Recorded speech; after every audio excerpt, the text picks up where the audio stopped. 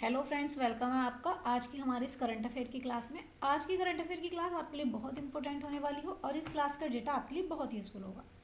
Class को last तक देखेंगे और क्लास अगर आपको पसंद आती है तो लाइक करेंगे। चैनल पर जो बच्चे पहली बार आए हैं तो सब्सक्राइब कर लेंगे। और हाँ, इस क्लास का पीडीएफ आपको टेलीग्राम लिंक पे मिल जाएगा और टेलीग्राम चैनल का लिंक आपको डिस्क्रिप्शन में दिया हुआ है। ठीक है, जा करके ज्वाइन कर लेंगे। चलिए स्टार्ट करते हैं आज की करंट अफेयर की क्लास।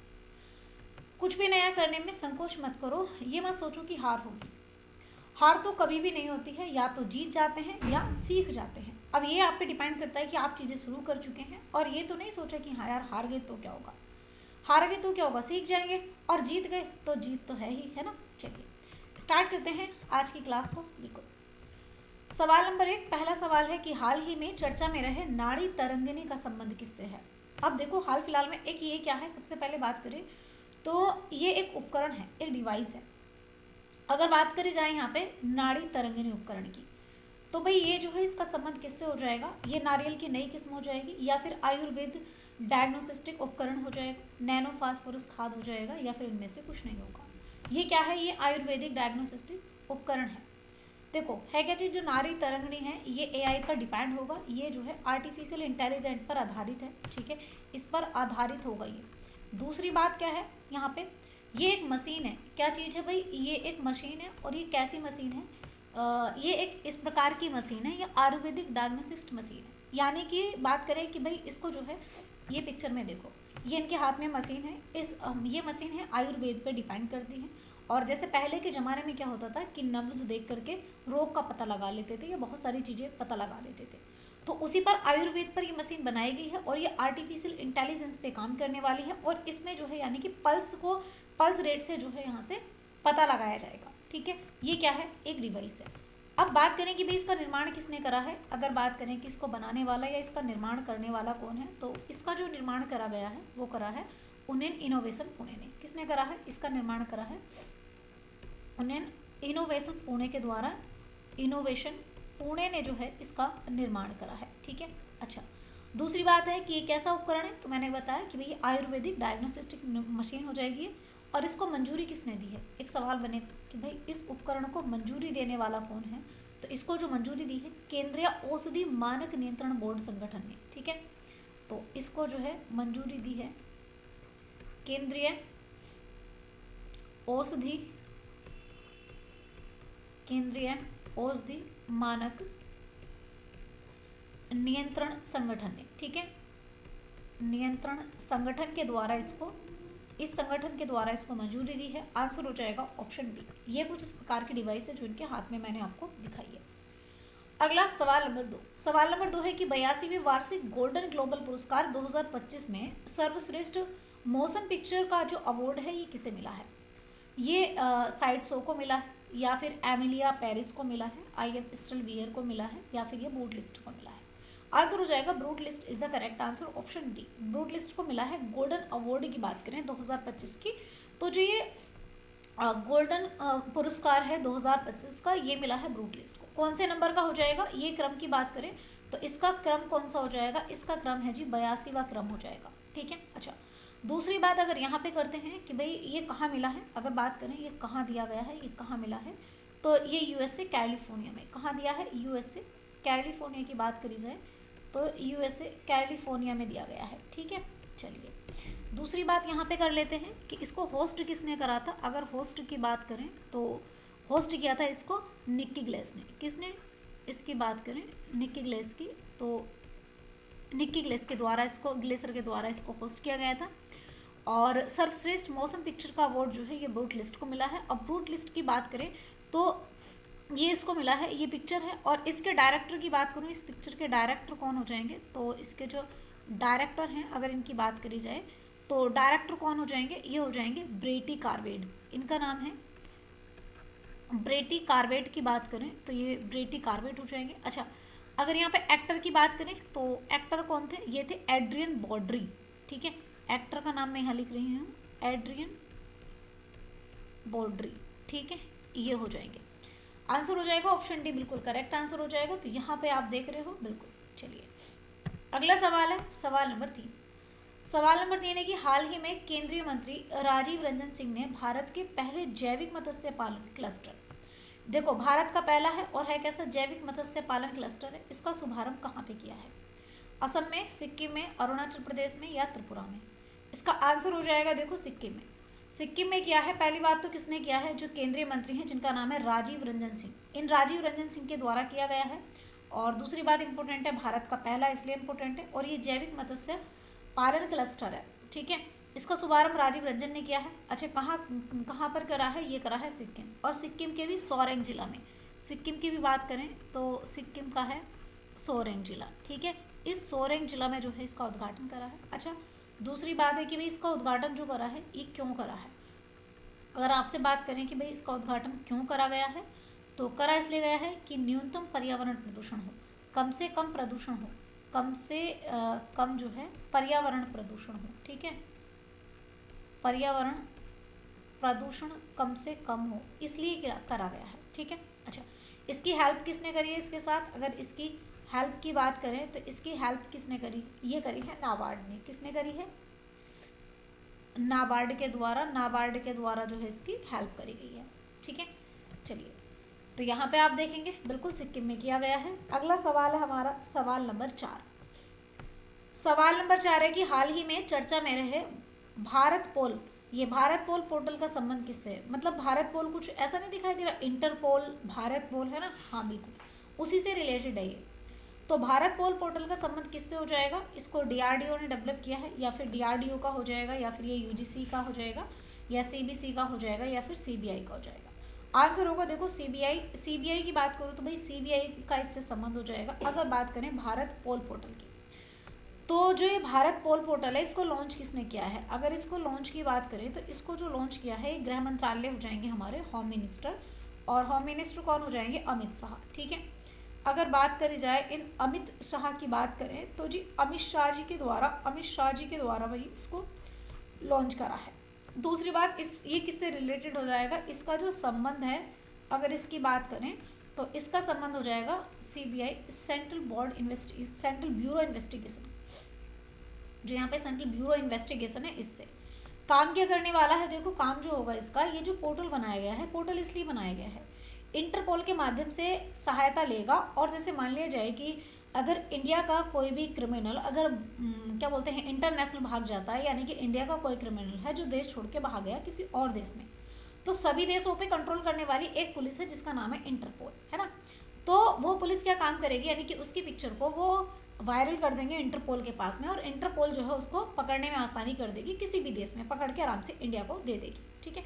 तो काम क्या होगा? इंटरपोल के माध्यम से सहायता देना, है ना। यानी कि जो इंटरपोल है इस इंटरपोल के माध्यम से सहायता देना, इंटरपोल सहायता करेगा इसमें, ठीक है, या इसके माध्यम से सहायता होगी, ठीक है, किसी भी क्रिमिनल को पकड़ने के लिए, ठीक है। चलिए, अच्छा क्या होगा, क्या इसमें अगर बात करें तो क्या होगा इसमें, तो मैंने आपको बताया है, सीधी सी बात है, क्या होगा? सूचना में तेजी आएगी, यानी कि जो सूचना है ये सूचना जो है बहुत जल्दी तेजी आएगी, मतलब अगर किसी को पकड़ना है तो आराम से और बहुत ही तेज़ इसको पकड़ सकते हैं। तो इसको सेंट्रल ब्यूरो इन्वेस्टिगेशन ने शुरू किया है। आंसर होगा ऑप्शन डी, अमित शाह जी के द्वारा यहाँ पे ये जो है भाई पोर्टल आपका लॉन्च किया गया है, ठीक है। चलिए, अगला सवाल नंबर 5। सवाल नंबर 5 है कि हाल ही में बेमौसम बारिश प्राकृतिक आपदा किसने घोषित करी है? अगर मान लिया जाए कि भैया बिना मौसम के बारिश हो जाती है और वो प्राकृतिक आपदा रहेगी, तो ये ओडिशा ने लॉन्च करा है, कर्नाटक ने, असम ने, त्रिपुरा ने। देखो इसको लॉन्च करा है ओडिशा की गवर्नमेंट ने। बात समझेंगे, बेमौसम बारिश होती है, तो अगर बेमौसम बारिश होती है तो भाई ये प्राकृतिक आपदा है, और जब कभी प्राकृतिक आपदा होती है तो उसमें क्या होता है, जो हमारी गवर्नमेंट होती है, जो सरकार होती है, सरकार जो है हमें कुछ अनुदान देती है, यानी कि सरकार से हमें सहायता मिल जाती है। अब देखो बेमौसम बारिश अगर होती है तो सरकार का ये कहना है कि ये प्राकृतिक आपदा है। प्राकृतिक आपदा किसको नुकसान पहुंचाती है? जनधन को, और सबसे ज़्यादा नुकसान पहुंचाती है फसल को। सबसे ज़्यादा जो बेमौसम बारिश है ये फसल को नुकसान पहुंचाती है। अब किसान की तो पूरी ज़िंदगी की जमा पूंजी ये होती है 1 साल की पूरी, कई बार 2 साल की, 3 साल की भी होती है। तो जो बेमौसम बारिश है अगर उससे फसल प्रभावित होती है तो सरकार क्या होगी, यहाँ पे सरकार इसको अनुदान देने वाली है, ठीक है। और इसकी घोषणा किसने करी है? इसकी घोषणा करी है ओडिशा ने, और ओडिशा के सीएम कौन हो जाएंगे जिन्होंने घोषणा करी थी? मोहन चरण मांझी, ठीक है, ये हो जाएंगे जिनके द्वारा घोषणा करी गई है। मोहन चरण मांझी की बात करें इन्होंने जो है यहाँ पे इसकी मोहन चरण मांझी के द्वारा इसकी घोषणा करी गई है। लाभ क्या है, यानी कि जो फसल है इनका जो नुकसान है, इनके जो नुकसान होगा, इस नुकसान की भरपाई कौन करेगा? इस नुकसान की जो भरपाई है वो भाई सरकार करने वाली है, सरकार करेगी। और इससे भाई किसानों को लाभ होगा। किसको? किसानों को लाभ होगा। ठीक है, इनको लाभ होने वाला है। आंसर हो गया ऑप्शन ए, बिल्कुल करेक्ट आंसर हो गया। तो यहाँ पे आप देखेंगे मोहन चरण मांझी ने यहाँ पे हाल फिलहाल में बेमौसम बारिश प्राकृतिक आपदा घोषित करी है। ठीक है, चलिए अगला सवाल है सवाल नंबर 6। सवाल नंबर 6 है कि 18वें प्रवासी भारतीय दिवस कार्यक्रम 2025 जो है, इसका मुख्य अतिथि किसे चुना गया है? त्रिनिदाद और टोबैगो है इस कंट्री को, मॉरिशस को, फ्रांस को, ओमान को। आंसर हो जाएगा त्रिनिदाद टोबैगो। अगर देखो ट्रिनिदाद टोबैगो की बात करी जाए तो ये मुख्य अतिथि बनाए गए हैं। भारतीय प्रवासी कार्यक्रम मनाया जा रहा है, सेलिब्रेट किया जा रहा है 2025 का। और अगर क्रम की बात करें तो ये किस क्रम का हो जाएगा? ये भाई आपका हो जाएगा 18वें क्रम का हो जाएगा। और इसको होस्ट कौन कर रहा है? अगर होस्ट की बात करें तो इसको जो होस्ट कर रहा है, ये कर रहा है ओडिशा।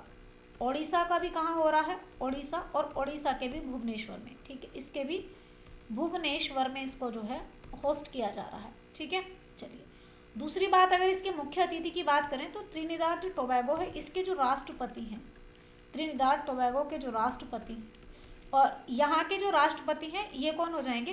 क्रिस्टियन कंगालू हो जाएंगे। कौन हो जाएंगे?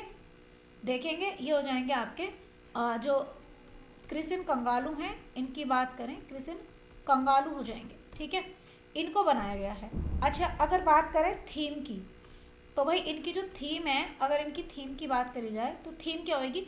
विकसित भारत के लिए प्रवासी भारतीयों का योगदान। ये इंपॉर्टेंट है, इसको आप जरूर लिखेंगे। ठीक है, विकसित भारत के लिए देखेंगे, विकसित भारत के लिए, विकसित भारत के लिए प्रवासी भारतीयों का योगदान। ठीक है, प्रवासी भारतीयों का योगदान इसकी थीम हो जाएगी। ठीक है, ये इंपॉर्टेंट हो जाएगी बिल्कुल। अच्छा, अगर बात करें जो 17वां था, ये कहाँ पे? ये तो देखो 18वां है। अगर मैं 17 नंबर की बात करूँ तो 17वां कहाँ मनाया गया था प्रवासी भारतीय दिवस? इसको किसने होस्ट किया था? ये मनाया गया था इंदौर में। कहाँ पे? इंदौर, और सबसे स्वच्छ शहरों में गिना जाता है। ठीक है, अच्छा, और पहला अगर फर्स्ट बात करें तो फर्स्ट कहाँ मनाया गया था? ये जो शुरू किया गया था, ये करा था नई दिल्ली में, और 2023 में मनाया गया था ये वाला तो। और इसको ना पहला मनाया गया था नई दिल्ली में। ठीक है, ये ध्यान में रखना है। इसको जो नई दिल्ली है, यहाँ पे इसने नई दिल्ली में सेलिब्रेट किया था और प्रधानमंत्री ने इसको शुरू किया था। ठीक है, चलिए आगे बात कर लेते हैं। तो भाई यहाँ पे प्रवासी भारतीय दिवस 2025 है। नंबर कौन सा है? ये 18वें नंबर का है, ये भी ध्यान रखना है। ठीक है, चलिए अगला है सवाल नंबर 7। सवाल नंबर 7 है कि देश के 13वें राष्ट्रपति प्रणब मुखर्जी का स्मारक कहाँ बनेगा? चंडीगढ़ में बनाया जाएगा, पश्चिम बंगाल में, दिल्ली में, या फिर महाराष्ट्र में? तो देश का 13वां राष्ट्रपति जो है प्रणब मुखर्जी हैं, इनका 13वें राष्ट्रपति थे, इनका जो है हम स्मारक बना रहे हैं। ठीक है, चलिए भाई इनके स्मारक की बात करें तो पहली बात तो देखो जो प्रणब मुखर्जी हैं, इनका निधन हो गया। अब इनका निधन की बात करें तो जी इनका निधन हो गया, और जो इनका निधन हुआ था ये हुआ था 2020 में। ठीक है, 2020 में इनका निधन हुआ था। और प्रणब मुखर्जी की बात करूं तो ये कोई प्रधानमंत्री ही नहीं रहे। देखो सबसे पहली बात तो ये है कि ये 13वें हमारे राष्ट्रपति रहे थे, 13 नंबर के ये राष्ट्रपति रहे। ठीक है, अच्छा, इसके साथ साथ में ये लगभग 2012 से 2017 तक जो है ये राष्ट्रपति के पद पर रहे थे। दूसरी बात देखो इनके कुछ और भी पद हैं, ये वित्त मंत्री भी रहे हैं, ये वित्त मंत्री भी रहे हैं। ठीक है, वित्त मंत्री रहे हैं, और भाई ये विदेश मंत्री भी रहे हैं। अगर बात करें तो ये आपके विदेश मंत्री भी रहे हैं। अच्छा, इसके साथ में ये रक्षा मंत्री भी रहे हैं। अगर बात करें तो ये भाई आपके रक्षा मंत्री भी रहे हैं। ठीक है, इतने सारे पदों पर रहे हैं। और 2019 की बात करूं तो इनको भारत रत्न मिला था, 2019 में इनको भारत रत्न मिला था। इम्पोर्टेंट हो जाएगा आपके लिए। अच्छा, अब इनका जो स्मारक बनाने की घोषणा करी है, ये स्मारक बनाने की घोषणा प्रधानमंत्री ने करी है। किसने? प्रधानमंत्री मोदी ने। कहाँ पर बनाया जाएगा इनका स्मारक की बात करें तो ये कहाँ पर बनाया जाएगा? राजघाट। और राजघाट कहाँ पर हो जाएगा? तो राजघाट हो जाएगा दिल्ली में। कहाँ पे? राजघाट हो जाएगा दिल्ली। ठीक है, नेहरू जी भी बिल्कुल। तो इसका सही आंसर क्या हो जाएगा? राजघाट आपका दिल्ली में हो जाएगा। तो भाई दिल्ली में बनाए जाने की घोषणा करी है, तो इसका आंसर हो जाएगा भाई दिल्ली राजघाट में। ठीक है, चलिए यहाँ पे आप देखेंगे राष्ट्रपति के द्वारा भी प्रणब मुखर्जी उनके परिवारजनों से बातचीत करते हुए हैं कि भाई उनका स्मारक कहाँ बनाना चाहिए, किस तरीके की बात सब। अगला है सवाल नंबर 8। सवाल नंबर 8 है कि हाल ही में इसरो का 11वां अध्यक्ष किसे नियुक्त किया गया है। इसरो के 11वें अध्यक्ष बने हैं बी नारायणन, या बहादुर साहू बने हैं, जितेंद्र मिश्रा बने हैं, भुवनेश्वर कुमार बने हैं। चलिए बात किसकी हो रही है, बात कर रहे हैं हम इसरो की। अगर इसरो की बात करें तो भाई इसरो के 11वें अध्यक्ष बने हैं। पहली बात तो इसरो की बात करें, 15 अगस्त की बात करूं, 15 अगस्त 1969 1969 को इसकी स्थापना होती है और इसका हेडक्वार्टर बेंगलुरु में हो जाएगा। कहाँ पे, बेंगलुरु की बात करें, बेंगलुरु में इसका हेडक्वार्टर हो जाएगा। ठीक है, और अगर इसके पहले यानी कि अब की बात करें तो भाई अब इसके अध्यक्ष कौन हो जाएंगे, इसके जो अध्यक्ष होंगे अगर अब की बात करी जाए तो अब होने वाले हैं बी नारायणन। कौन होंगे, ये हो जाएंगे बी नारायणन। ठीक है, बी नारायणन अब अध्यक्ष हो जाएंगे। अच्छा, जो फर्स्ट थे पहले अध्यक्ष की बात करें तो पहले कौन थे, ये थे विक्रम साराभाई। प्रथम अध्यक्ष की बात करें तो ये थे विक्रम साराभाई। ठीक है, विक्रम साराभाई। और अगर देखो ये तो बने हैं 11वें अध्यक्ष, ये तो हैं 11वें। अगर मैं आपसे बात करूं 10वें अध्यक्ष कौन थे, अगर बात करी जाए कि भाई 10वें नंबर के कौन थे, तो ये थे एस सोमनाथन। कौन थे, ये थे एस सोमनाथन। ठीक है, एस सोमनाथन की बात करें, ये थे आपके 10वें अध्यक्ष। ठीक है, अगर आपसे सवाल पूछा जाए कि भाई ये जो हैं आपके वी नारायण, देखो इसरो के तो अध्यक्ष बने हैं, इसी के साथ साथ में अंतरिक्ष विज्ञान के सचिव भी हैं ये।